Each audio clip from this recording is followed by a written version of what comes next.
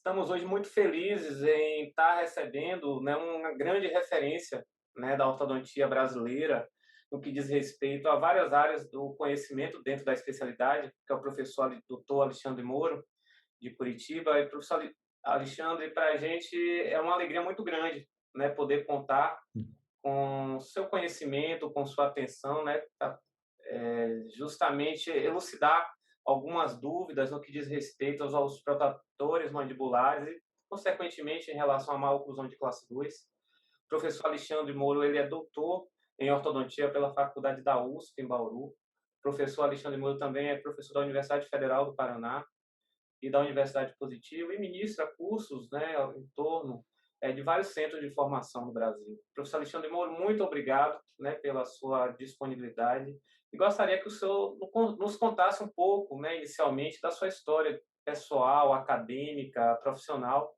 né, que vem sendo trilhada dentro da nossa especialidade. Bom, boa noite a todos. É um grande prazer estar participando aí desse projeto. Eu sempre brinco, falo que são os meninos de Salvador, né? A dupla dinâmica aí. Então, eu gosto muito de estar com vocês. São pessoas que sempre têm ideias inovadoras, sempre estão agregando muito para a ortodontia, não só da sua região, mas no Brasil todo. Então, realmente é um grande prazer estar aqui com vocês hoje. Obrigado. Bom, eu vou passar alguns slides, né? E a gente vai conversando. Você pode ficar à vontade para ir parando, perguntando.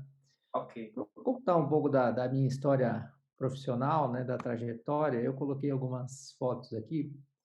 Que primeiro, assim, é importante eu falar que eu tenho uma família de dentistas, né? Meu pai era dentista e eu tenho 3 irmãos dentistas, uma irmã dentista também. Eu sou caçula, né? Então eu cresci escutando odontologia em casa, né? Vendo o que eles falavam de técnicas, não só aparelhos, né? Meu irmão, o Carlos, quando eu estava na faculdade, ele estava querendo fazer especialização. Então, no primeiro ano, a federal teve uma greve e eu fiquei um tempo em São Paulo com ele, no consultório dele.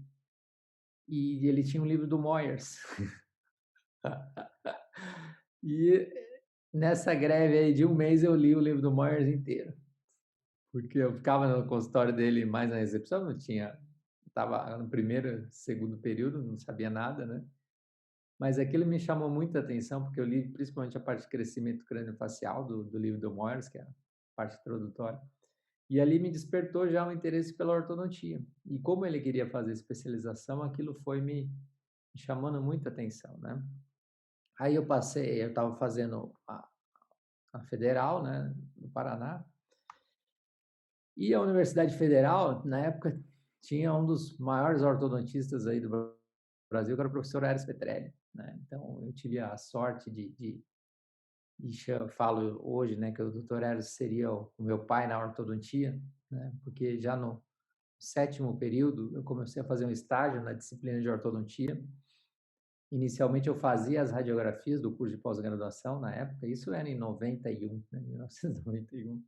Então não tinha radiografia digital, não tinha nada disso, era tudo feito manual. E eu fazia as radiografias e auxiliava também a fazer as fotografias para o curso. Era como se fosse um monitor, um estagiário, né? E aí eu me formei e eu comecei a fazer um estágio na disciplina de ortodontia. Aí sim, um estágio depois que a gente terminava o curso, né? Estágio era bem concorrido na época, porque na época já haviam pouquíssimos cursos de especialização no Brasil, né? Na região sul, acho que tinha só de Curitiba, em uma época teve em Porto Alegre, mas nessa época tinha só em Curitiba. Então, às vezes, tinha concurso para fazer especialização com mais de 100 candidatos, né? A gente fala isso hoje, as pessoas não acreditam. Hoje, em Curitiba, tem mais de 20 cursos de especialização. Na época, tinha um só, e era muito difícil entrar. E pouquíssimos mestrados também, né? E eu já tinha, nessa época, aí, um pouco dessa veia acadêmica, né? E fui fazer o estágio na disciplina. E nesse estágio eu tinha que fazer uma monografia. E eu fiz justamente esse tema aqui, ó, crescimento condilar. E aí eu li mais de 100 artigos sobre o uso dos aparelhos funcionais e crescimento da mandíbula. E quem me orientou na época foi a doutora Deise Urias, A doutora Daisy, ela tinha feito mestrado com o Eylon, né? Então ela entende muito de crescimento. Foi um aprendizado enorme ter feito essa monografia com ela. Depois a gente publicou na revista da SPO esse artigo, né? Então aqui já eu vou responder uma pergunta que você vai me fazer mais para frente, né? Essa minha tendência de estudar a classe 2, ela já é antiga, né? Ela já começou lá de trás. Então, sobre os aparelhos funcionais, a propulsão da mandíbula, então isso foi uma das primeiras coisas que eu estudei na ortodontia, né? E nessa época também, olha aí, eu tive em Salvador, olha, em 92, eu assisti o curso, fui até Salvador só para ver o Petrovic. Nessa época aí, eu, por causa da monografia, eu li todos os artigos do Petrovic, né, que era quem mais publicava na época sobre aparelhos funcionais e crescimento da mandíbula. E aí a Vilma Simões organizou um curso aí, eu fui assistir, né? Então, e com o Petrovic eu estudei muita coisa básica, né? Ele fazia muito estudo em ratos, em porcos aí, inclusive desenvolveu a teoria do servosistema, que é bem complicada também, mas é bem interessante, né? Então a gente estudou tudo isso aí naquela época, né? E aqui eu vou te mostrar uma raridade aí. Você acha que esse aparelho está bem feito, cara? Tá cumprindo aí o papel dele, Bento. Ainda bem que você não falou que está mal feito, porque esse foi o primeiro aparelho que eu instalei na minha vida. Graças a Deus, então. E fui eu que fiz ele. Fiz inteiro, acrílico, todo, fio, porque eu tinha feito um curso de ortopedia funcional com o professor aqui, o professor Floriano, que é um excelente professor, dava cursos aqui em Curitiba nessa época, né? E foi o primeiro curso que eu fiz assim mais intensivo de ortodontia, foi de ortopedia também. Muito bem. Daí eu acabei entrando no mestrado na Metodista. Também na época era difícil passar no mestrado, tinha pouquíssimos, aí 4 ou 5 mestrados. Fiquei 3 anos lá em São Bernardo, no Rode Ramos. O professor Vigorito era o coordenador do curso. Tinha o professor Sato, o professor Luciano também, vários outros professores, a Priscila, a doutora Silvia, né? E foi um curso muito bom porque a gente ficava integral nessa época, né, no mestrado. Você ficava lá 3 anos mergulhado, né, de segunda a sexta, né? A gente aprendeu bastante. Nessa época a gente aprendeu muito Edgewise, estava começando o arco contínuo e também o curso tinha alguma coisa de ortopedia. Na época o Vigorito estava iniciando pesquisas com Bionator e Frankel também. Depois eu acabei terminando, então isso eu terminei em 96 o mestrado, voltei para Curitiba, comecei a dar aula. Durante o mestrado já tinha passado na Federal no concurso. Na época eu passei com mestrado, né? Hoje em dia, para você passar no concurso, você tem que ter pós-doutorado, né? Porque a concorrência é muito grande, mas na época havia poucos cursos e tinha poucas pessoas com formação, né, de pós-graduação. Então eu já estava dando aula em Curitiba e aí em 98 eu acabei entrando no doutorado em Bauru, né? Depois eu terminei o doutorado em 2001, 2002 comecei a dar aula também na Universidade de Positivo. Depois a gente acabou casando, minha esposa é ortodontista também, tive um outro consultório, depois eu acabei fazendo o consultório que eu estou hoje, que é esse consultório aqui da foto, que é o consultório que a gente fez como a gente queria, né? Trabalhei eu e minha esposa, tem mais uma colega que trabalha junto com a gente também, né? E depois fica aí também a dica aí para o pessoal que quiser ver algum artigo, é moroortodontia.com.br, tem vários artigos ali que a gente vai citar alguns aí. O pessoal pode baixar lá no site, né? E também, nos últimos anos, a gente tem trabalhado aí na revista Orto Science. A gente tem revezado com o professor Ricardo Moresca na direção aí, né? É uma coisa que dá muito trabalho, tocar a revista, né? Mas é uma coisa bastante prazerosa, né? A gente poder tá vendo as coisas, tá lendo bastante coisa também. E fica o convite aí também para quem quiser publicar um artigo, a gente está sempre à disposição. Recentemente também, dentro das suas atribuições, eu vi que também agora o senhor está fazendo parte também da Associação Brasileira de Ortodontia, né, seção Paraná, se eu não me engano. Está começando também mais uma demanda aí para o da ortodontia, né? Essa parte associativa a gente sempre trabalhou bastante Na associação eu já fui diretor científico, já fui presidente também em 2 gestões, dá bastante trabalho também. Fui também presidente do Grupo Brasileiro de Professores de Ortodontia, foi uma experiência bem interessante. E o grupo é uma instituição assim que eu tenho um carinho muito grande também, a gente sempre acaba participando. No passado a gente organizou um encontro, e essa parte associativa eu gosto bastante também, porque a gente acaba fazendo muitos colegas, né, tem muitos contatos, dá trabalho também, mas tem o outro lado que é bem interessante. Imagino eu que muita coisa que chamou sua atenção foi baseada justamente no, né, nessa procura que o senhor teve desde a parte da sua formação na pós-graduação, né, inclusive com o seu trabalho de conclusão de curso, baseado justamente no crescimento condilar, mas e depois, né, disso, o que é que mais te levou justamente a aprofundar esses conhecimentos nos protratores fixos? Bom, quando eu fiz aquele trabalho lá de monografia, eu li muita coisa, né, do Petrovic, sobre os aparelhos, e eu acabei entrando com o Petrovic mais na parte da cefalometria dele, inclusive no mestrado, meu trabalho foi sobre classe 2, mas avaliando a análise dele, que é uma análise, basicamente a análise dele divide os pacientes em tipos faciais, e a principal pergunta da análise era aquilo que muita gente queria responder na década de 90, né? Por que uns pacientes respondem bem ao tratamento e outros não?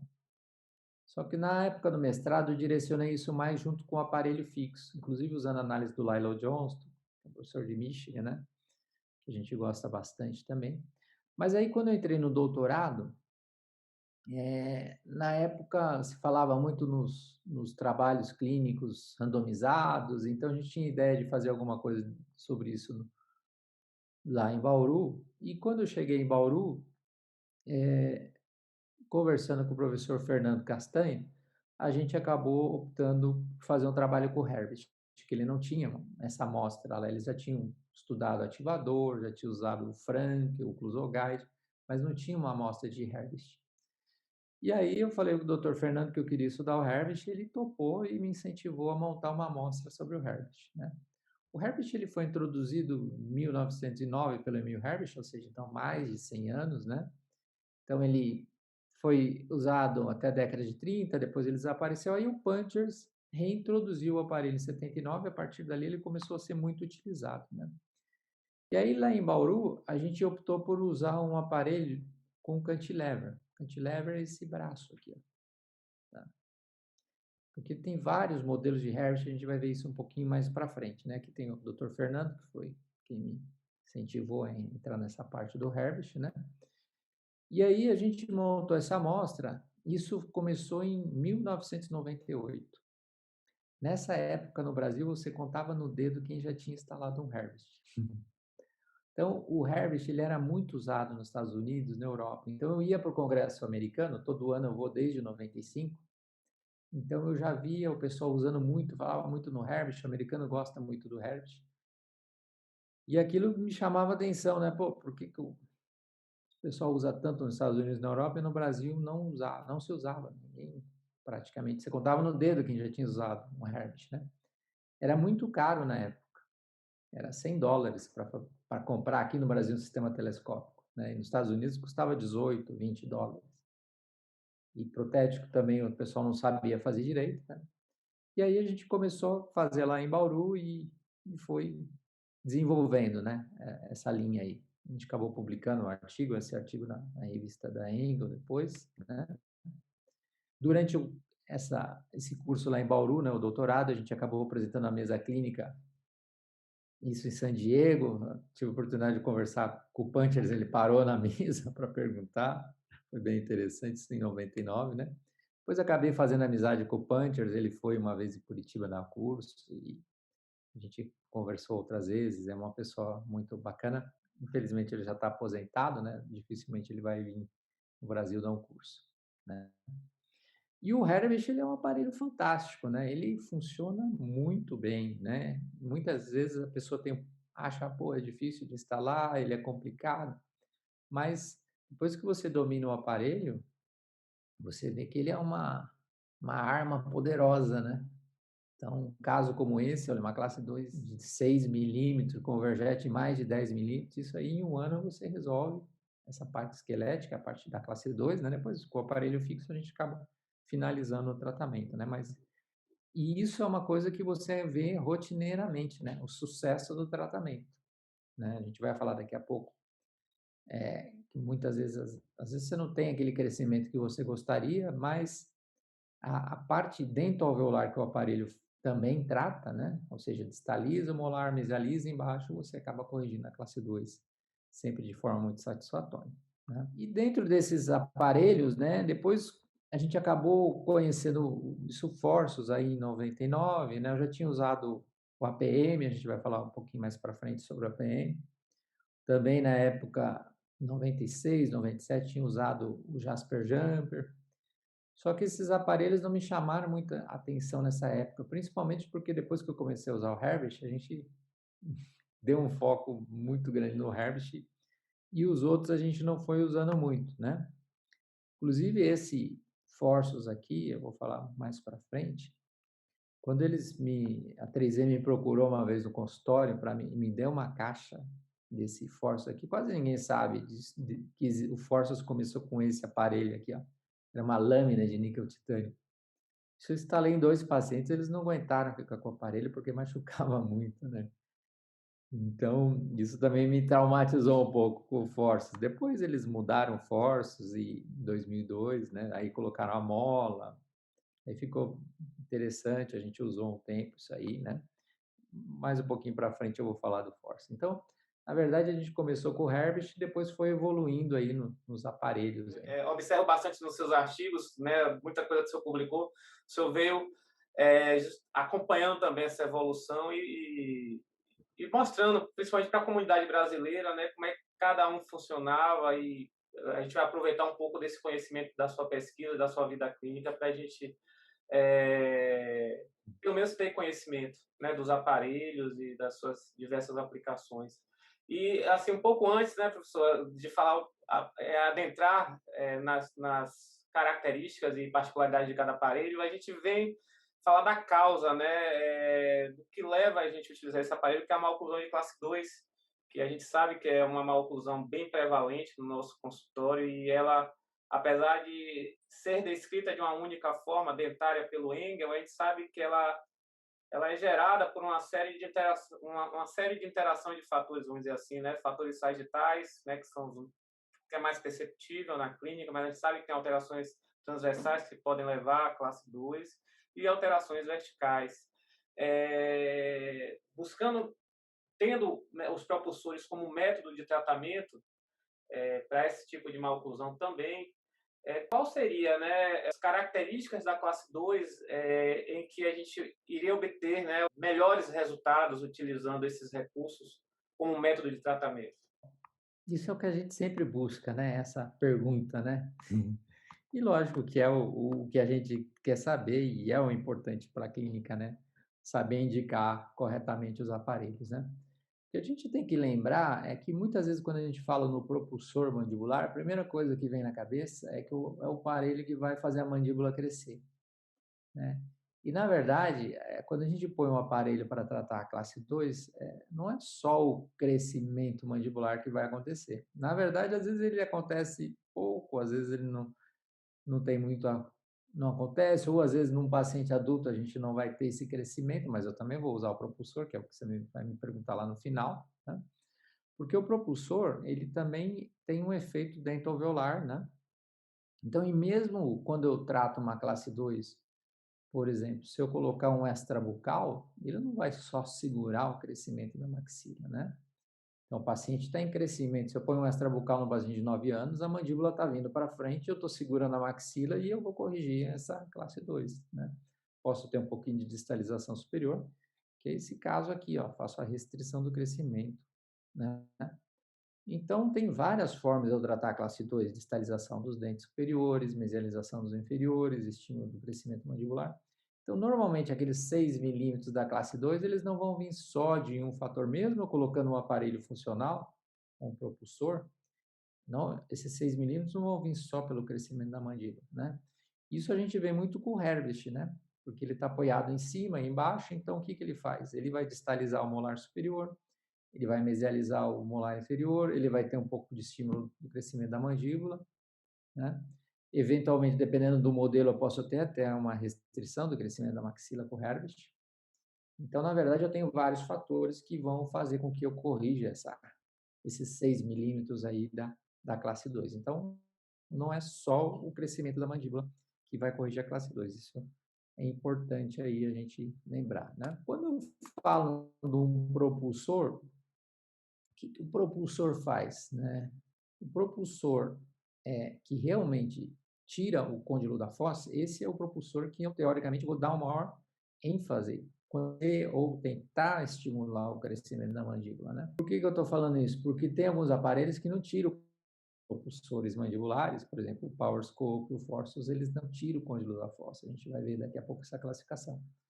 Mas quando eu coloco um head, quando eu coloco um Bionator, né, eu realmente avanço a mandíbula do paciente. Então, o côndilo sai da fossa e aí sim eu tenho um estímulo para ter uma remodelação na fossa, né? A fossa tende a vir para frente, o côndilo também vai remodelar, a mandíbula vai sofrer uma remodelação, né? E aí vem aquela pergunta, todo mundo vai acontecer isso? Isso não, né? Normalmente eu gosto de usar os artigos aí do McNamara, do grupo dele da Itália, e eles falam que o paciente que tem maior potencial de crescimento é aquele que tem uma mandíbula com um ângulo goníco de 122 graus, ou às vezes um braco facial, né? O dólico, ele não vai responder bem.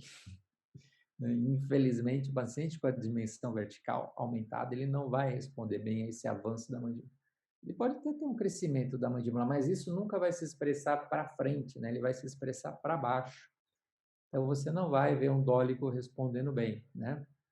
Então, hoje em dia, a gente tem outros conceitos aí, o pessoal tem trabalhado, às vezes com intrusão de molar e, às vezes, junto com o avanço de mandíbula, para você tentar rotacionar a mandíbula para frente, né? E ter uma expressão maior desse hipogônio, né? Mas só o aparelho nudólico você não vai conseguir, né? E de forma geral isso está bem determinado, né? A gente procura sempre trabalhar quando eu realmente quero fazer a mandíbula melhorar o seu posicionamento ou crescer, eu tenho que colocar o aparelho antes do surto. O ideal seria passar o surto de crescimento puberal usando o aparelho, né? E aí você pode usar a técnica que você quiser para avaliar, seja a radiografia carpal, seja a radiografia, a avaliação das vértebras, né? De forma geral, o que que a gente acredita hoje? Isso aqui também é baseado no estudo do McNamara do pessoal da Itália. Quando eu coloco o aparelho funcional num estágio muito precoce, eu não tenho um aumento clinicamente significante da mandíbula, né? Provavelmente eu vou conseguir fazer essa mandíbula crescer mais do que ela cresceria em torno de 1,4 milímetros. Se eu colocar esse aparelho para o paciente passar a fase do pico, e se ele tiver um bom potencial de crescimento, ou seja, aquele ângulo goníaco ali de 122 graus, aí sim eu posso chegar a ter um ganho de até 4 milímetros no tamanho dessa mandíbula aí, né?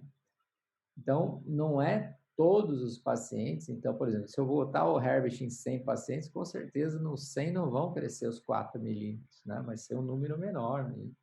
Talvez 20%, 30%, que vai ter um bom crescimento, né? Então, não é todo mundo que vai responder bem a esse aparelho, né? Isso a gente tem que ter na cabeça, né?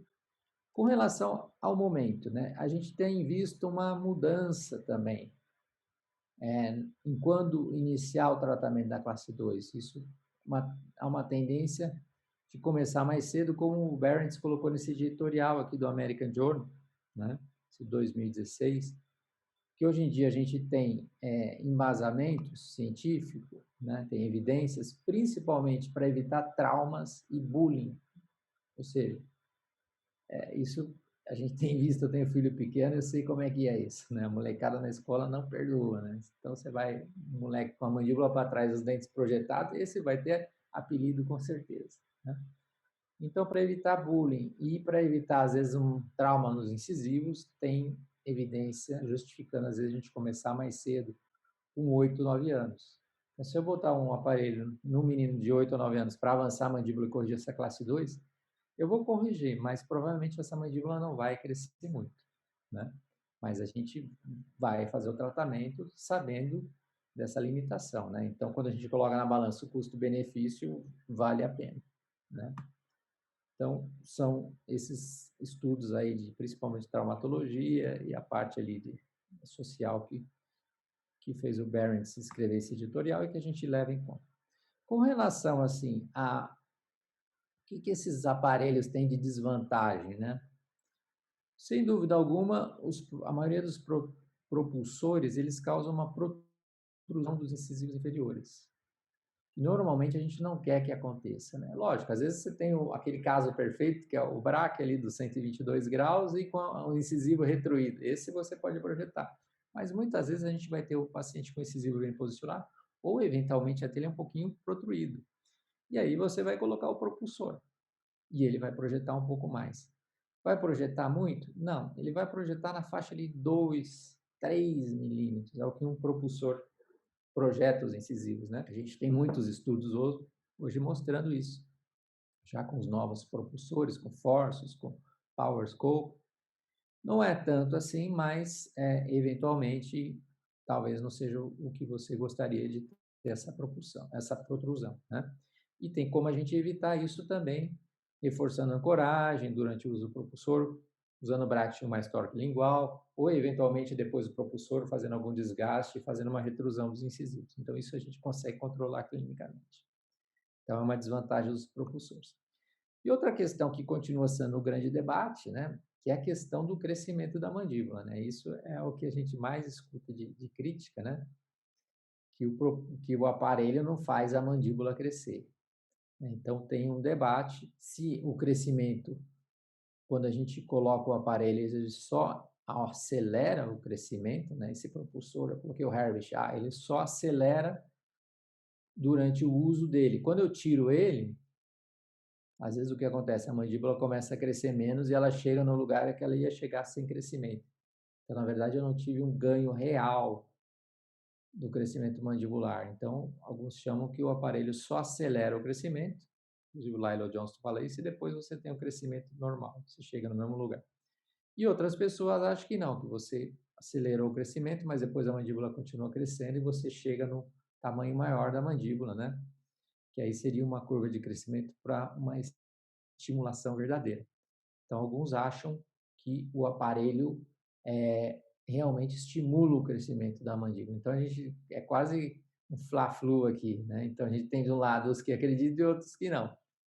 Então, eu sempre brinco e falo que na Universidade de Michigan você tinha o Lilo Johnston fazendo pesquisa para provar que a mandíbula não crescia com os aparelhos funcionais, e você tinha o McNamara no outro grupo fazendo pesquisa para provar que aumentava o crescimento da mandíbula, né? E até hoje você vê eles discutindo indiretamente, um falando do outro sobre isso aí, né? E o que o McNamara falava, que se o paciente tiver aquele potencial, você tratar no momento certo, você poderia fazer a mandíbula crescer até 4 milímetros, né? Do meu ponto de vista, isso parece mais razoável, né? Até clinicamente a gente vê alguns casos que você fala, não é possível que isso aqui a mandíbula não teve um estímulo, né? Porque a mandíbula estava lá para trás e aí você vê a mandíbula lá na frente. Então, clinicamente, a gente vê alguns pacientes com muito sucesso, né?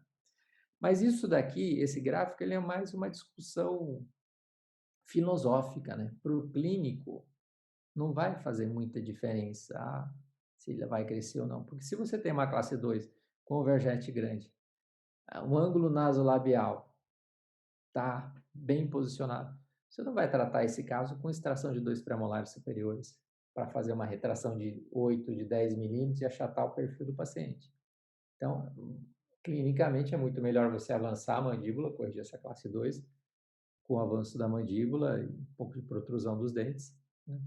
E para o perfil do paciente, eu acredito que vai ser melhor, né? Bem esclarecedor também, né, para quem está justamente buscando resolver essa situação clínica e muitas das vezes, né, se encontra justamente naquela encruzilhada, né, que não se pode pensar em extrair para não prejudicar o paciente e às vezes não conhece, né, ou tem pouca vivência prática ou clínica justamente com esses recursos, que muitas das vezes são necessários naqueles pacientes que já estão também em idade de iniciar uma correção dentária com aparelho ortodôntico fixo. Professor, o senhor falou muito do Herbst, né, né, que foi justamente o início da sua linha de pesquisa, falou um pouco ali do Fossos, que mais na frente a gente vai falar dele, do PowerScope. Dentro, né, desses aparelhos, desse rol, né, de possibilidades, existe a divisão. Uma classificação no autor português chamado Rito, que ele divide os aparelhos em flexíveis, rígidos e híbridos. Eu gosto dessa classificação porque ela permite a gente diferenciar como os aparelhos trabalham, né? Então, no grupo dos flexíveis, você tem como características principais elasticidade, flexibilidade. Então, esses aparelhos dão grande liberdade de movimentação para a mandíbula. Só que eles têm alguns problemas, esses aparelhos, que eles têm uma tendência de fraturar, né? O aparelho, as molas, né? São aparelhos que têm molas, às vezes a mola vai perdendo a força, né?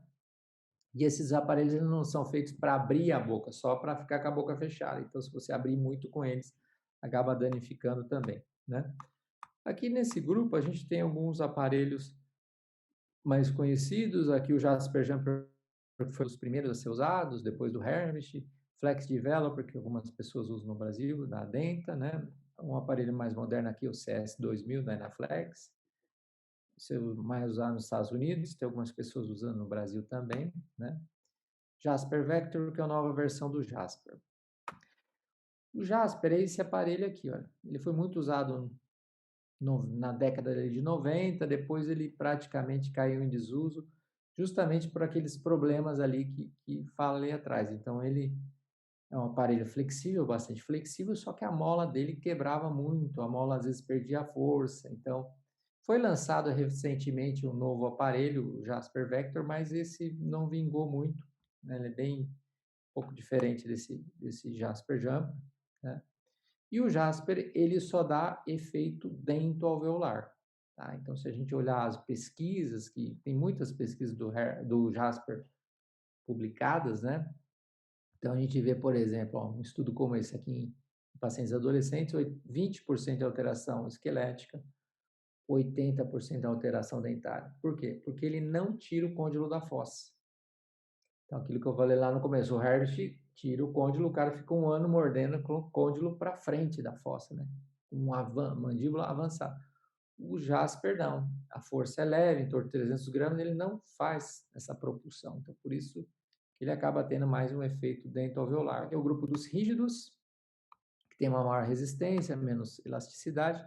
E aqui está o diferencial, que é o grupo onde está o Herbst, né?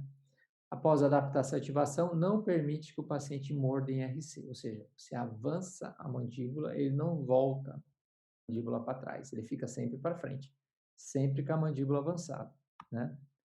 Então, nesse grupo aqui dos rígidos, a gente tem o Herbst, esse malolo é muito conhecido, o APM também seria um rígido, né? O Mara, que é um Herbst em miniatura, um aparelho de rito, e o Easy Fit Jumper, né? Desse grupo aqui, o principal, sem dúvida, é o Herbst. A gente já falou alguma coisinha, vamos falar um pouco mais para frente dele. Tem vários modelos aí de Herbst, né? Só para a gente finalizar essa parte da classificação. E o outro grupo é o grupo dos híbridos, né? Então, a gente tem os flexíveis, os rígidos e os híbridos. O híbrido, ele é uma combinação do flexível e do rígido. Ou seja, ele é um aparelho rígido que tem uma mola, né? Esse aparelho também não faz a propulsão da mandíbula, ele também não tira o côndilo da fossa, e ele faz mais uma movimentação dentária, como se fosse um elástico de classe 2, aí uma força mais elástica, né? Então, o objetivo principal também não é reposicionar a mandíbula, então ele não tira o côndilo da fossa. Então, nesse grupo a gente tem Eurex Spring, Twin Force, Forsus, SUS, que é o da Dentauro, Sprit, que agora está na Floresta Dente, e o PowerScope, né? Então, esses são muito usados hoje em dia, esses propulsores híbridos, então, que é uma combinação ali do rígido, você tem uma parte metálica mais rígida, mas tem uma mola junto. Desses aparelhos, o Herbst, ele foi o primeiro, né, descrito na literatura, imagino eu que um dos mais estudados, né, ao longo do tempo. E eu queria, né, que o senhor falasse, né, qual seria a principal aplicação hoje. A gente sabe que ele vem ao longo da história como uma solução para esse tipo de classe 2, mas em função do universo de possibilidades que a gente tem hoje, qual seria as principais aplicações do Revit, as variações que existem na construção desse tipo de aparelho e onde o senhor hoje aplicaria, utilizaria ele é, dentro, né, dessas características de classe 2, do perfil de paciente, enfim, idade de paciente, qual seria a principal ou a aplicação dele em detrimento das outras opções que a gente tem hoje no mercado? Bom, então o Harvest tem vários modelos de aparelho, né? Você pode ter Harvest com bandas, splint metálico, splint de acrílico, banda ou coroa superior, splint removível inferior, sistema com cantilever e as coroas de aço. Eu posso usar o Harvest até com extra bucal. Então a gente tem muitas possibilidades aí com o Harvest, né? O que a gente usa hoje em dia? Então, depois de quase 20 anos aí usando os propulsores, né? E o Harvest aí também mais de 20 anos usando, hoje a gente prefere usar um Harvest com cantilever e com as bandas rolo, que é uma banda que ela tem a cobertura aberta, mas é uma como se fosse uma coroa de aço, só que sem a parte oclusal, porque aí facilita a remoção dela. São coroas aí chama banda rolo, que é da América Ortodontics. Por que a gente tem usado isso, né? A gente já fez pesquisas comparando a quebras, né? Então, na verdade, a grande vantagem do Herbst hoje é que a gente tem muita informação sobre o Herbst. Tem muita pesquisa que já foi feita, né? Então, a gente tem uma linha de pesquisa que compara um aparelho com outro para ver qual que quebra mais, qual que quebra menos, né? Então, a gente tem um estudo que está para sair agora até onde a gente calcula o tempo que você perde com as complicações dos aparelhos, né? Então, a gente foi mapeando isso, outros autores também, lógico, né? Pesquisam isso também. Então, a gente sabe, por exemplo, na média, durante um tratamento de um ano com o Herbst, você vai ter em torno de 2,5, quase 3 complicações durante o uso do aparelho. O que é complicação? Vai soltar um parafuso, o paciente vai rasgar uma banda, o paciente vai entortar o pistão. Então, ele tem algumas intercorrências. Então, ao longo do tempo, a gente foi modificando o aparelho para diminuir isso, né? Essas intercorrências. Porque a intercorrência ela é um problema para o seu consultório, né? Porque você não está programado e chega um aparelho com o Herbst quebrado. Ali vai um tempão, dependendo do que ele quebrou, né? Então atrapalha tudo a tua agenda. E lógico que hoje em dia as pessoas não querem perder tempo, né? Se você mora numa cidade grande, por exemplo, em Curitiba, você está de um lado da cidade, você tem que ir lá no meu consultório, às vezes você gasta uma hora para ir, uma hora para voltar, né? Então a gente procura fazer com que o aparelho não dê problema, né? Então por isso a gente tem optado então por essas bandas rolo e o sistema telescópico miniscope também da América Ortodôntica, que é um sistema com uma peça única que ele dá menos intercorrência, né? Qual que é o objetivo do Herbst, né? Quando eu quero modificar o perfil do paciente, ou seja, eu quero melhorar o posicionamento dessa mandíbula, o meu aparelho de escolha é o Herbst. Isso quando eu tenho um paciente em crescimento, né? Então, se eu tenho um paciente de crescimento com retrusão mandibular e eu quero tentar fazer que a mandíbula venha para frente, eu vou usar o Herbst. Se eu tenho uma classe 2 que eu quero fazer uma correção dentoalveolar, às vezes o paciente tem até uma retrusão mandibular, mas ele já passou do melhor momento, ou é um paciente adulto, eu vou acabar usando um propulsor híbrido, né? Hoje a gente tem usado mais o Power Scope.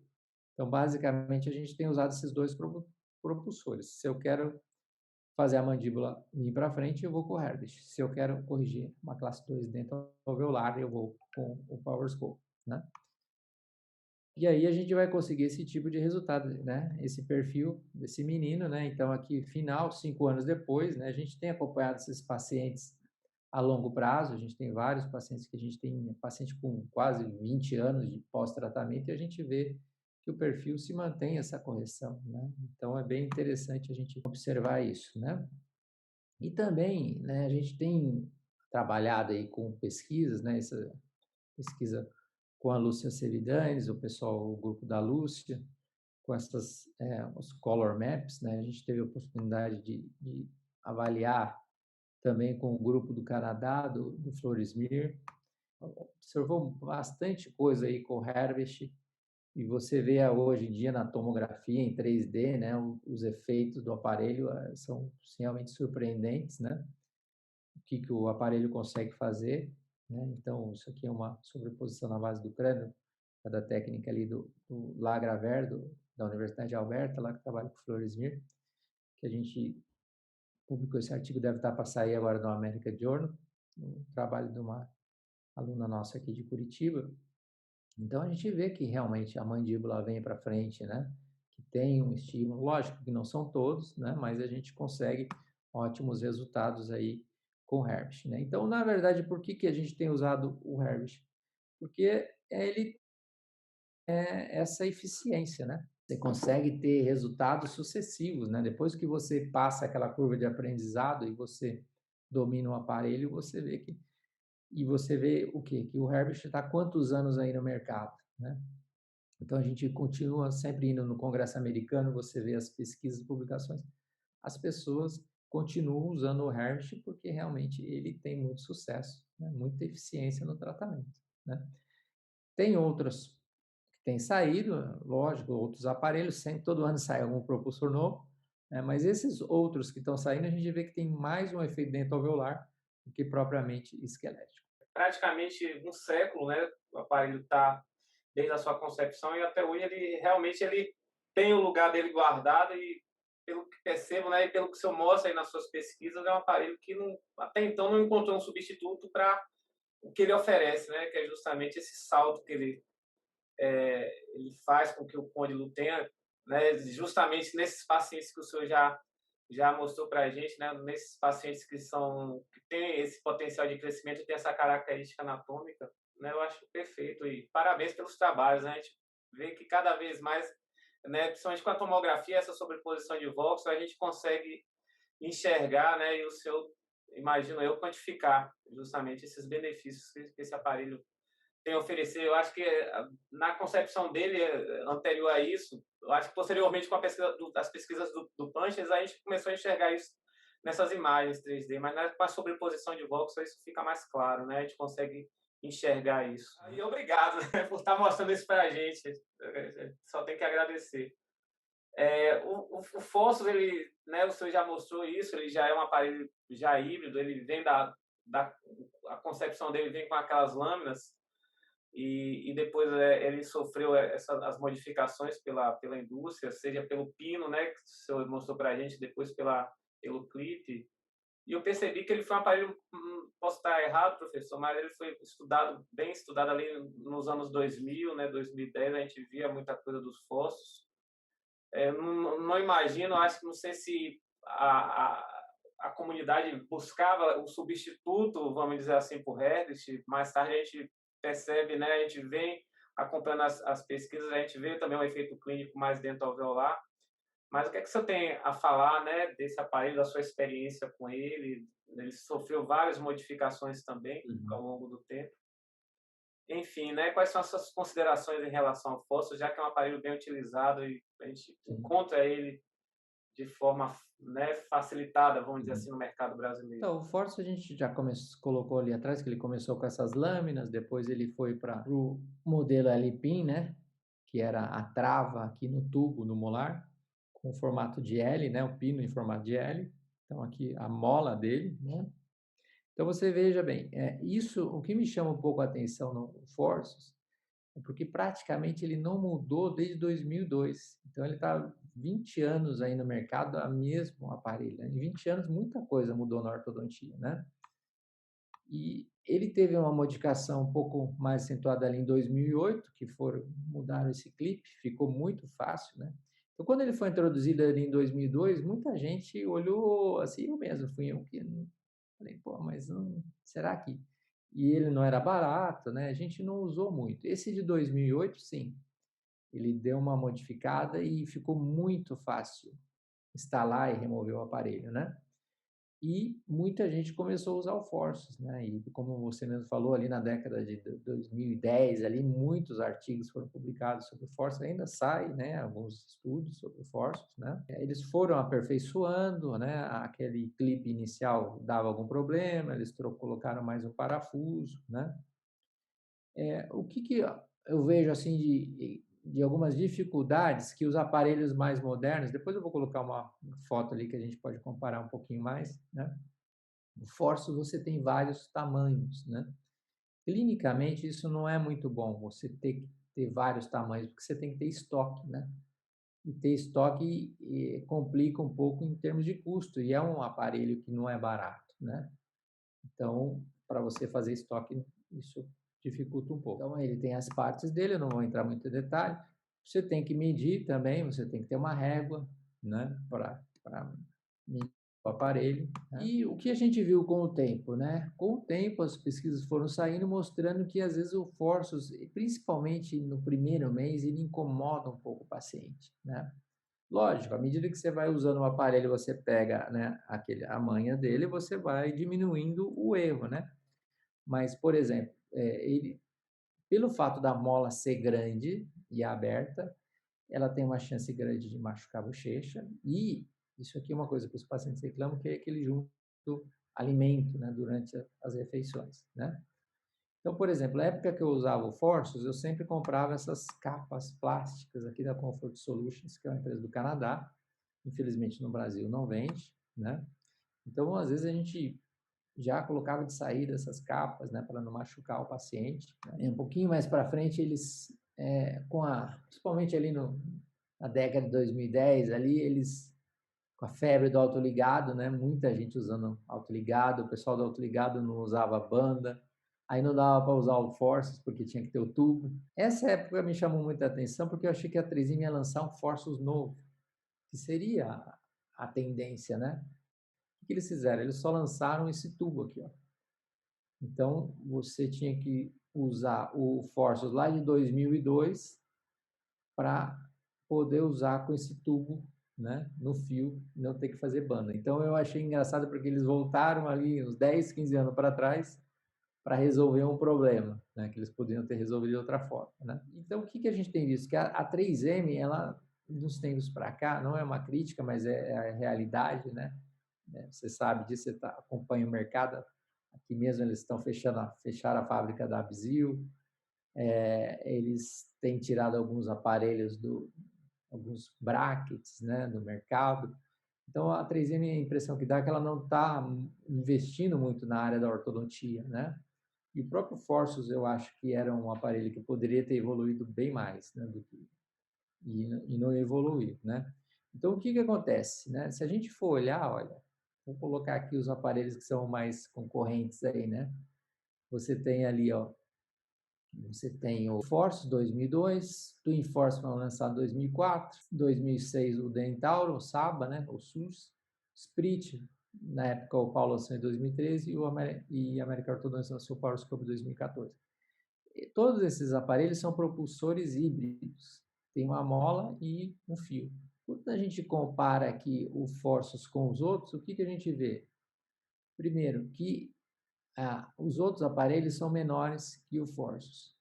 A mola de todos esses aparelhos fica dentro do aparelho e o do Forceps fica para fora. Por quê? Porque esses aparelhos eles vieram depois do Forceps.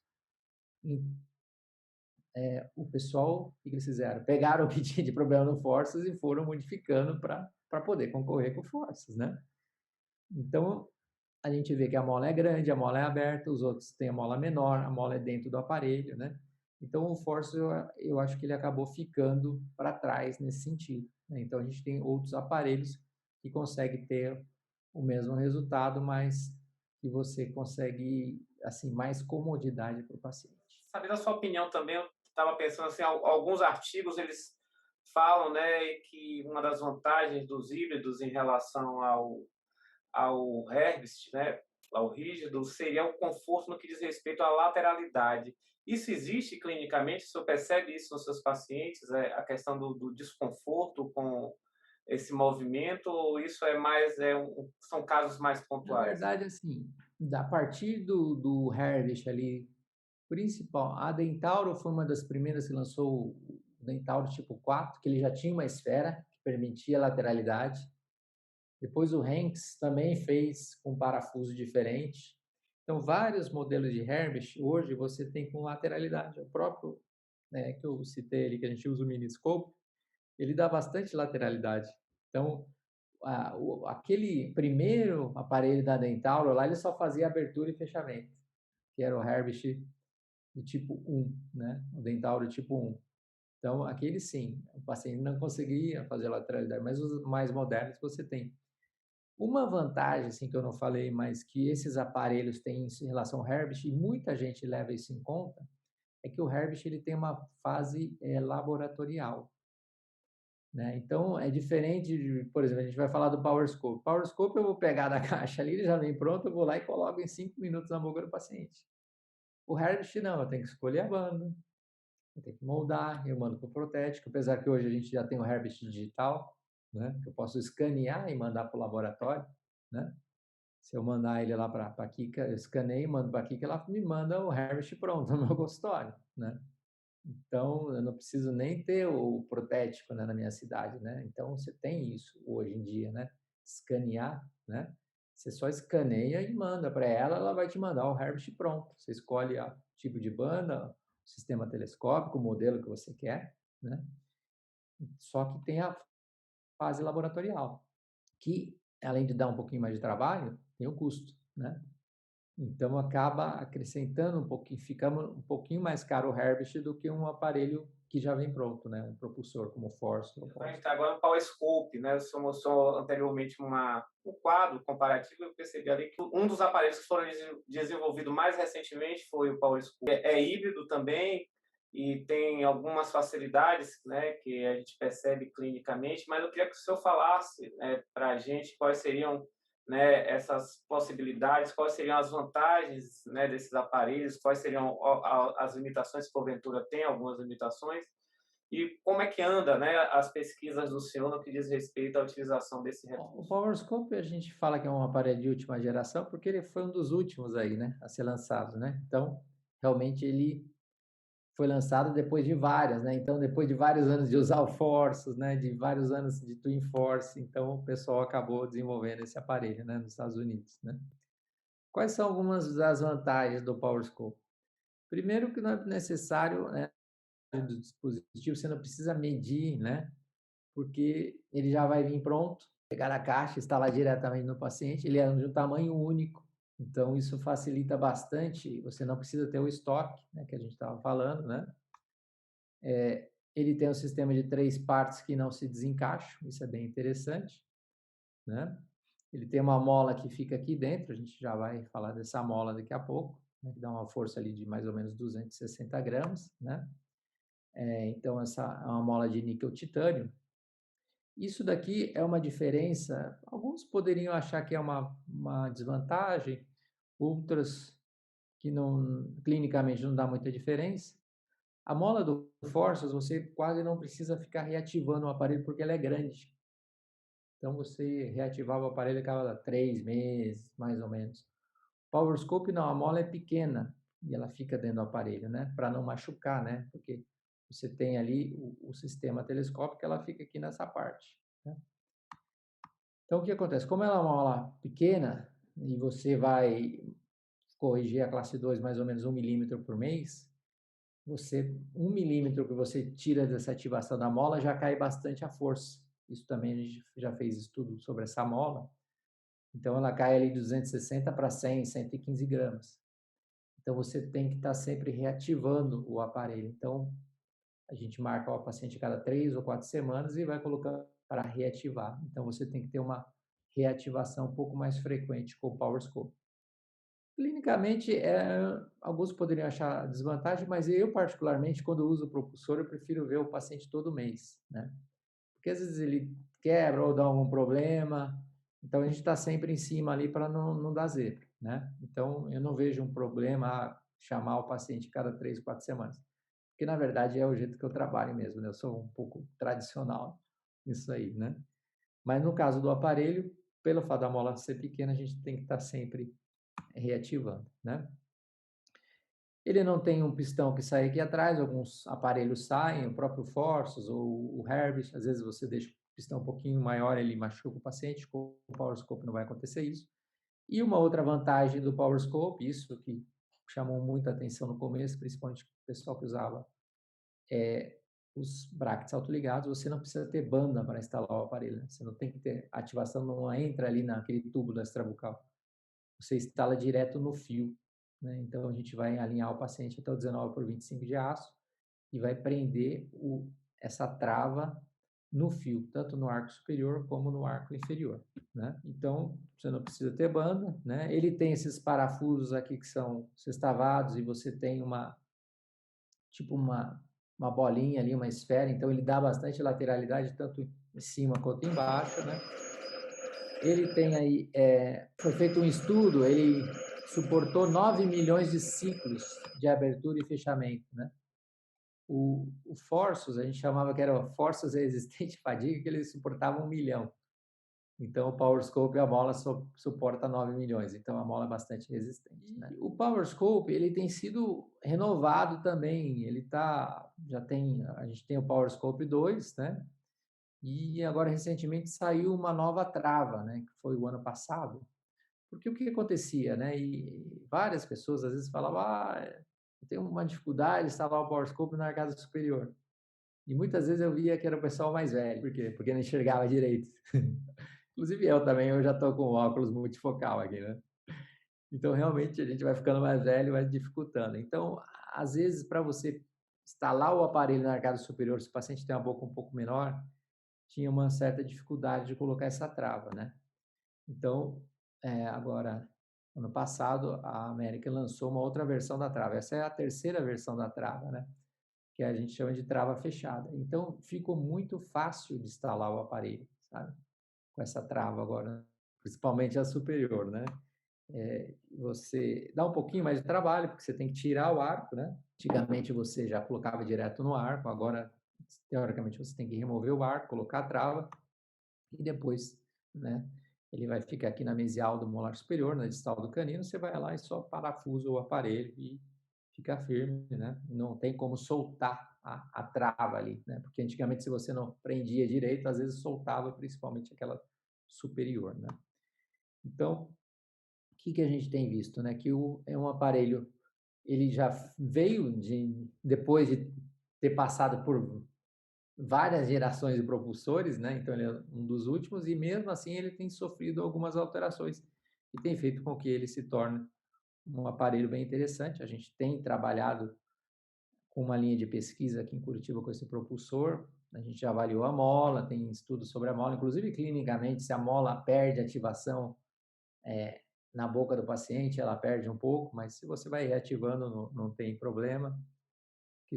Comparando também a adaptação, hoje muita gente pesquisa a qualidade de vida, né, do paciente com esses propulsores, né? Então a gente vê ali que a gente imagina que vai ser difícil mesmo o Herbst, né? Que vai ser difícil o paciente se adaptar. E na verdade, os próprios estudos têm mostrado que um mês depois que o paciente toca o aparelho na boca, ele já se adaptou e ele consegue levar bem isso, sabe? Não é nada do outro mundo usar o propulsor. Professor, no caso desses aparelhos híbridos, o senhor falou, né, da questão dessa movimentação dos anteroinferiores. O senhor tem utilizado algum método de ancoragem esquelética? Tem feito alguma pesquisa nesse sentido também?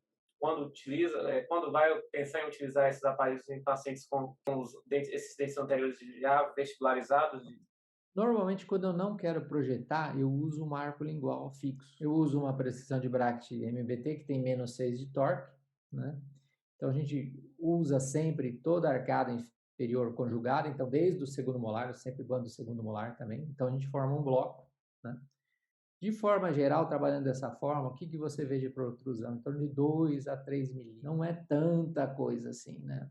Então, assim, eu não vejo clinicamente a necessidade de usar o mini implante nesses casos. Eu sou um pouco mais conservador, eu acho que mais fácil, se for o caso, fazer algum desgaste, fazer alguma retração depois dessa fase do propulsor, né? A gente tem alguns casos dessa forma, né? Quando eu usaria um mini implante com o propulsor, eu deixaria para usar naquele caso dólico facial, onde às vezes eu quero usar o propulsor, mas quero potencializar a intrusão no molar superior. E só o propulsor, apesar dele ter uma direção, um vetor superior, ele não tem capacidade de intruir o molar para você fazer a mandíbula girar para frente. Mas se eu botar um mini implante e intruir o molar junto com o propulsor, aí sim a mandíbula pode vir para frente. Então eu deixaria um mini implante mais para essas situações. Em relação, né, a esses propulsores, a gente vê na literatura que no Brasil foi desenvolvido esse aparelho de propulsão mandibular, né, que é o APM, e é um aparelho que alguns laboratórios fazem, né, alguns profissionais têm, utilizam também bastante pela facilidade, muitas das vezes até por causa da questão de custo. Quais seriam, né, as suas considerações em relação ao APM, a utilização, enfim, como a gente está falando de todas as limitações também, né, e também as indicações, né, caso você tenha, né, feito também alguma pesquisa a respeito. O APM eu conheço ele desde antes dele ser lançado, né? Porque na verdade eu estudei com o Benedito, que é um ortodontista, né, de São Luís do Maranhão, que era amigo, era cria do Dr. Carlos, né? E o Dr. Carlos, eu lembro em um curso em São Paulo, eu estava começando o mestrado, e o Larry White veio dar uma palestra em São Paulo para falar sobre o Herbst, e o Dr. Carlos estava assistindo, o Dr. Carlos mostrou os casos dele para o Larry White se encantou e acabou até induzindo ele para publicar no JCO, né? Isso em 95, saiu na capa do JCO. Nessa época, era raro você ver algum artigo de brasileiro numa revista americana, até porque o pessoal não dava, assim, não vou falar que não dava valor, né? Mas não tinha essa busca por produção científica que a gente tem hoje em dia, né? Essa Qualis e tudo isso, na época não tinha tanto isso. E quando saiu, né, no JCO, na capa, né, o APM foi uma coisa assim muito legal, né, a gente vê, né? E eu particularmente acompanhei todo o desenvolvimento do APM, né? Inclusive, eu fiz um APM 2 ali, acho que foi em 97, tem a foto ali depois. Só que o que aconteceu? Esses primeiros aí a gente usou e quebrava muito, mas muito era de quebrar toda a consulta, né? Porque era muito rudimentar esses primeiros, o 1, o 2, o 3, né? O 4 já ficou melhor, né? Ficou mais resistente, né? E eu particularmente gosto muito desse modelo aqui do APM, né? A gente usou bastante esse de 2002, né? Uma modificação que foi feita pelo pessoal lá de Araraquara, né? Só que o problema do APM é que ele induz muita quebra, né? De bracket, de tubo. Isso não sou o Alexandre Moro que está falando, né? Isso eu vejo colegas, né? Alunos, né, que falam também, né? E qual que é o problema? O problema é que se você começa a ter muita quebra, né? Isso complica, porque, por exemplo, um caso como esse, o paciente quebrou aqui, descolou o canino, ele não vai voltar no teu consultório no mesmo dia, ele vai voltar uma semana, 2 semanas depois, 3 semanas, e o que aconteceu? Esse canino vai sair do lugar. Você não consegue mais passar esse arco de aço se você colar o braço do canino ali. Você vai ter que colar o braço do canino, vai ter que tirar o APM e voltar com o fio, renivelar o canino e aí botar de volta o APM. Nisso daí você vai perder uns 3 meses. Se você tem um paciente que faz isso 2 vezes durante o tratamento, ele já perdeu 6 meses durante o tratamento. Então, o que acontece? Como tem essa tendência de quebrar, clinicamente, né, não é muito bom isso. Por quê? Porque o tratamento vai se prolongando e você sabe que aí já vem outras consequências, né? Às vezes o paciente acha que a gente prolonga o tratamento para ganhar mais dinheiro na manutenção, né? Então, o que acontece? Eu usei o APM um tempo, depois, devido a essa quebra, a gente acabou praticamente não usando. Mesmo ele sendo um aparelho muito barato, né? Só que, por exemplo, se eu pego um Forsus e um APM, o Forsus é muito mais caro, né? O APM, por exemplo, eu fazia no meu próprio consultório, né? Então não tem custo. Hoje a gente tem algumas empresas, como você falou, que fazem, né? Que modificaram, né? Porque na verdade o Dr. Carlos também não inventou isso para ganhar dinheiro. mas as empresas modificaram e começaram a vender, né? Então, eu acho que o custo-benefício não vale a pena. Por que que ele quebra? Eu acho porque ele acaba sendo um aparelho rígido, mais rígido, né? Do que, por exemplo, um aparelho híbrido. Então, isso facilita você ter essas quebras. Lógico que você tem algumas pessoas no Brasil que usam, que têm ótimos resultados, mas isso às vezes não se replica na mão do clínico, né? Então, a mesma coisa, você fala, Alexandre, põe o Herbst ali, talvez não vai ser todo mundo que vai conseguir fazer o Herbst, né? Mas, por exemplo, se eu pegar o Force ou mesmo o Power Scope, ele vai dar o resultado com mais constante, né? Então eu acho que você consegue replicar mais o resultado. Ok. A gente percebe que o clínico tem algumas outras possibilidades que não sejam os propulsores, que são possibilidades essas do elástico, né, de classe 2, o tradicional elástico de classe 2, tá, digital, e também esse dispositivo que se utiliza associado ao elástico, que é o Carrier, né, que também ele promete, né, tem como indicação, né, essa correção desse arco maxilar, utilizando ele também associado a esses elásticos, né? Quais seriam, o senhor tem experiência, o senhor tem alguma linha de pesquisa em que se compara, né, a utilização dos propulsores com esses dispositivos, enfim, em que situação utilizar esses dispositivos, qual é a sua experiência, né? Principalmente com o elástico, eu acho que o clínico em ortodontia termina utilizando sempre, mas o Carrier, né, enquanto acessório ortodôntico. Bom, sobre o elástico, como você falou, todo mundo usa, né? Eu uso muito elástico, mas eu não uso o elástico para corrigir a classe 2. Eu uso para manter a correção depois. Normalmente eu sobrecorrijo com o propulsor, 2, eventualmente 3 milímetros, e depois eu vou controlando essa perda de ancoragem até ele encaixar e vou colocando um elástico para controlar essa perda de ancoragem. Tem um estudo interessante, que esse estudo aqui foi publicado há um tempo atrás, acho que foi 2018, que comparou o Power Scope com o elástico. Tá? E o que, que a gente vê? O grupo do Power Scope, ele gastou 22 meses para corrigir a classe 2, e o grupo do elástico 34. Então, 12 meses a mais de tempo de correção. Tá? Então, o que, que significa isso? Que, na verdade, o propulsor, ele vai trabalhar mais rápido que o elástico. E isso a gente vê clinicamente, porque eu já tive casos que eu tentei corrigir só com o elástico. E, normalmente, o paciente não usa o elástico o tempo que você manda, né? O elástico, se ele usasse 24 horas, né? Talvez você conseguisse resolver. E isso é o que eu estou vendo também hoje com os alinhadores, com o Invisalign. Principalmente em caso de classe 2 subdivisão, que às vezes você tem que usar de um lado e não vai. Então, eu acho assim que o uso do elástico é complicado. Lógico que você tem eventualmente um paciente colaborador que vai bem, mas eu tenho visto com os alinhadores, eu estou me batendo em caso de classe 2, porque o paciente não usa o elástico o tempo que tem que usar, né? Então, você tem um cara que é médico lá, ele não vai ficar usando o elástico o dia inteiro, né? Um cara que é gerente do banco, né? Então, às vezes você põe o propulsor, hoje a gente às vezes põe um pouco mais para trás, no pré-molar, fica um pouco mais escondido e é fixo, e lá em 4, 6 meses ele vai resolver. E às vezes você fica ali com o elástico um ano e não resolve, né? Então, o problema do elástico é a cooperação. Né? Bom, sobre o Carriere, né? O Carriere, ele faz tempo que está no mercado, de uns tempos para cá, ele tem ganho um pouco mais de popularidade, né? Até mesmo nos Estados Unidos, e eu acho que muito disso é por causa do marketing agressivo que a empresa tem feito, agora a Henry Schein, né?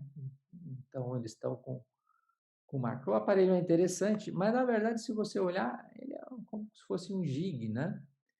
Então, assim, eu tenho poucos casos com o Carriere. Isso daqui é um slide que eu fiz um tempo atrás, fui dar uma palestra com o pessoal da Espanha e eles queriam que eu comparasse, né, o Carriere com o propulsor. Então, o que, que eu coloquei aqui? Olha, o Carriere você depende totalmente da colaboração do paciente, porque é um elástico. Se o paciente não usar o elástico, não vai. Propulsor, eu coloco ele fixo ali, ele fica. Né? Muitas vezes o Carriere, ele distaliza aqui o canino e você acaba abrindo espaço. Alguns podem achar que não tem problema, outros vão falar que não gostam desse espaço. Você tem uma extrusão do canino, que nem sempre é boa. né? Então, se eu pegar um caso de classe 2 subdivisão, essa extrusão não vai ser legal, você extrui um lado e o outro não, você pode inclinar o plano cruzal, né? O que que acontece? Você tem também a protrusão dos dentes inferiores, que também acontece com os propulsores, né? E o que me preocupa mais também, quando eu faço uma correção muito grande com o elástico, é a recidiva e o efeito postural. Porque às vezes a gente vê isso na clínica. O paciente está usando um elástico, de repente, do dia para a noite, ele volta em classe 1.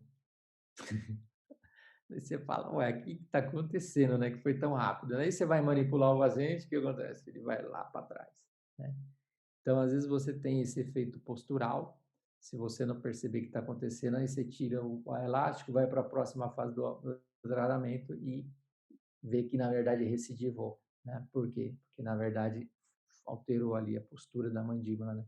Isso é comum em paciente adulto, então a gente tem que tomar cuidado. Assim, custo-benefício, né? O aparelho custa bem caro, né? Então, se a gente for falar clinicamente, quando eu comparo mesmo um Carriere com o propulsor é mais barato. Então, eu acabo ficando com o propulsor. Principalmente nesses últimos 10 anos aqui no Brasil, a gente percebe que cada vez mais, cada ano que passa, o apelo, né, seria da indústria e até a própria procura dos pacientes, né, buscando utilizar esse tipo de recurso de tratamento. E algumas empresas, na verdade uma empresa, né, que é hoje a líder de mercado, ela oferece dentro do seu rol de possibilidades um projetor, vamos dizer assim, né, não de mandíbula, né, postural de mandíbula. A Invisalign ela usa esse nome de Precision Wings. Queria saber se o senhor já teve a experiência de trabalhar com esse tipo de acessório acoplado ao alinhador. Qual seriam as suas considerações, né, a respeito? Se já existem estudos também mostrando algum tipo de efeito palpável, né, utilizando o alinhador associado a esses projetores de mandíbula nesses pacientes que estão em idade de crescimento. Eu tive, acho que foi em Washington, no Congresso Americano, no ano que eles lançaram esse, se não me engano, foi em Washington. E assisti uma palestra da Sandra Tai, quando ela lançou isso. E realmente eu olhava os casos assim, não acabavam bem. A impressão que dava é que eles não estavam com o aparelho pronto e estavam lançando, né? Uma vez a gente esteve em São Paulo, faço parte lá do grupo lá do comitê científico da Align, né? E a gente uma vez esteve com o manda-chuva deles, né, dos Estados Unidos. E a gente até perguntei para eles se eles não estavam lançando o aparelho antes dele realmente estar pronto, né? Porque isso foi a impressão que me deu. Né? E o que acontece? Eu não usei, vou ser franco, eu não usei o aparelho justamente porque eu olho para o aparelho e não consigo ver muitas vantagens, principalmente porque essas asas ainda elas têm alguns problemas clínicos. Então a gente escuta das pessoas que usaram que a asa quebra, que a asa trava, que a asa aquilo. Então, na verdade, acho que o aparelho ainda não está pronto, né? Ele está em evolução, né? Na verdade, a ideia em si eu acho fantástica. Você ir alinhando os dentes e ao mesmo tempo avançar a mandíbula, né? Eu acredito que logo, logo eles vão resolver esses problemas, né? Porque a Align investe muito em pesquisa, né? Assim, a gente tem que tirar o chapéu para eles, porque realmente o avanço que eles fizeram no aparelho nesses últimos anos é fantástico, né? E não, isso não tem volta, né? Os alinhadores não têm volta, por mais que a gente possa criticar e tudo.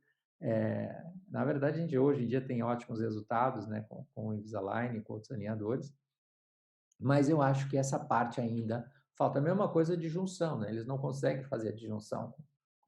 Tem protótipos de estudo de disjuntor com Invisalign, mas é, ainda não chega perto do RAS, né? Você pode até conseguir um pouco de expansão, né? Então, eu acho que ainda falta um pouco mais de desenvolvimento para esse aparelho vingar, né? Tem alguns estudos saindo, né? Eu ia até colocar um estudo aqui que compara esse aparelho com o Twin Block, né? Mostrando que isso foi lançado recentemente, que o Twin Block clinicamente dá menos problema e o paciente se adapta melhor do que esse aparelho, sabe?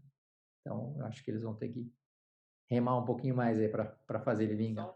Mas a gente percebe também que os propulsores eles podem ser utilizados em adultos, né? Alguns autores utilizam eles em adultos buscando outros efeitos que não sejam uma interferência em crescimento, até porque o adulto já não tem esse potencial. Quais seriam, né, as aplicações dos propulsores nesse perfil de paciente, né? Esses pacientes em estágios, né, mais avançados? Bom, essa questão do uso do propulsor em adultos, isso eu já venho desde lá de 99, quando o Punchers publicou o primeiro artigo do Herbert em pacientes adultos, né? Na época foi um questionamento grande se ele poderia remodelar a ATM ou não. Inicialmente o Punchers até colocava que poderia ter alguma possibilidade. Depois ele continuou fazendo os estudos e aí depois, lá 10 anos depois, a Sabine Ruff e aí com ele publicaram um artigo no European falando que realmente era só efeito dentoalveolar, né? Então, na verdade, a gente tem utilizado esses aparelhos, que seria um tratamento compensatório da classe 2, um paciente cirúrgico que não quer fazer cirurgia ortognática, mas também eu não quero tratar ele com extração de dois premolares superiores. Então, nesses casos, como é esse caso aqui, a gente vai fazer o uso do propulsor. Só que veja bem, nesse caso eu só tenho um efeito dental-alveolar, eu não vou trazer a mandíbula para frente. Então, nesses casos, eu vou preferir usar, por exemplo, o Power Scope do que usar o Harvest, né? Por quê? Porque vai sair mais barato, né? E o efeito é só dental-alveolar. Mesmo que colocasse o Harvest aqui, também seria só dental-alveolar, né? Então, a gente tem feito isso. Eu vou nivelar, né? Vou chegar no 19 por 25 e vou instalar o aparelho. Esse é um caso que o paciente tinha uma classe 2 completa, a gente usou o PowerScope, foi fazendo as ativações, né, colocando os espaçadores, e depois de 8 meses eu consegui corrigir a classe 2, uma classe 2 completa, a gente deixa praticamente em classe 3, né? Então, normalmente eu vou sobrecorrigir, né? Então, deu 8 milímetros aí de correção, provavelmente 8 meses, ou seja, 1 milímetro por mês, né?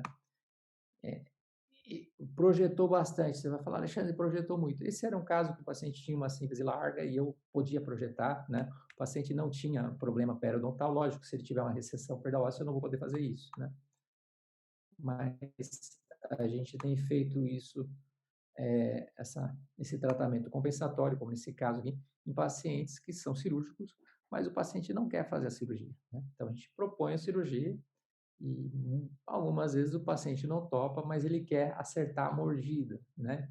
Então, às vezes o paciente não está preocupado com o perfil, mas ele quer resolver aquela protrusão que ele tem nos dentes, né? E eu não vou tratar ele com extração de dois premolares. Então, eu prefiro, no caso como esse, um paciente que tem essa retrusão mandibular, colocar o propulsor. Eu vou distalizar um pouquinho em cima, vou mesializar embaixo e vou corrigir a classe 2 de forma dental-alveolar. Tá?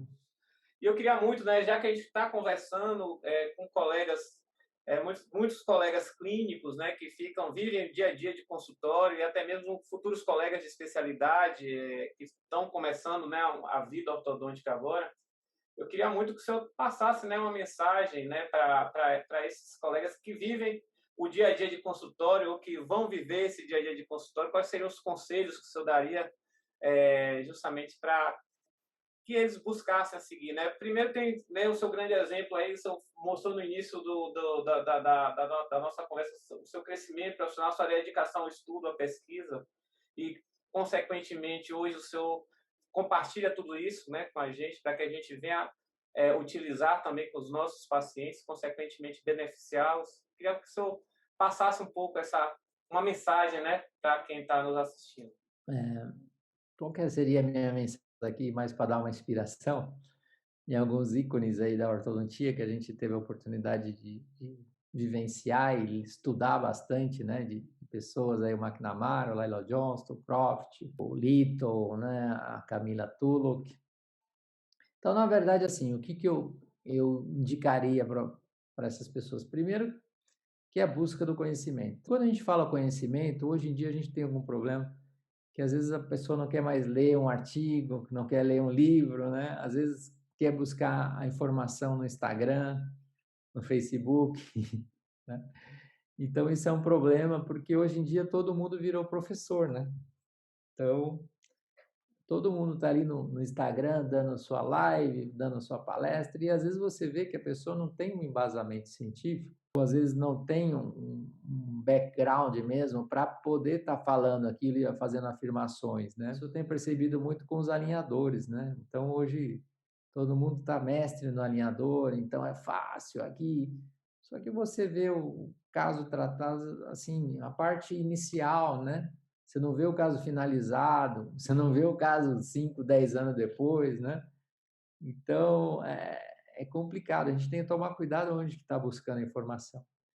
Então, o que que eu recomendo para a pessoa que está começando, né, a sua vida clínica? Primeiro, ela tem que seguir uma associação, eu acho, né? Uma associação de classe, no caso a ABOR, né? Então, praticamente todos os estados têm a sua ABOR. Então, na ABOR, a pessoa vai ter cursos, né? Vai ter os congressos anuais. Então, eu acho que por aí, né?